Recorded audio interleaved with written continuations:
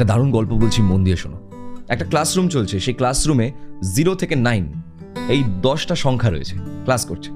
হঠাৎ করে 9 8কে একটা জোরে থাপ্পড় মারলো। 8 জিজ্ঞাসা করলো যে আমাকে থাপ্পড় মারলে কেন? 9 বললো আমি বড় তাই তোকে থাপ্পড় মেরেছি, আমার অধিকার আছে তোকে থাপ্পড় মারার।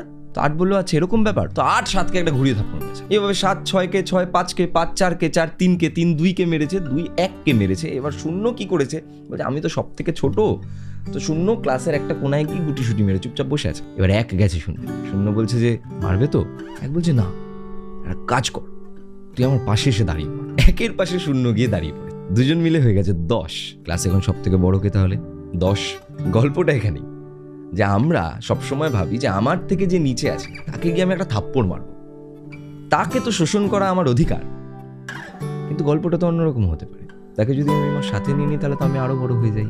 Unity is strength.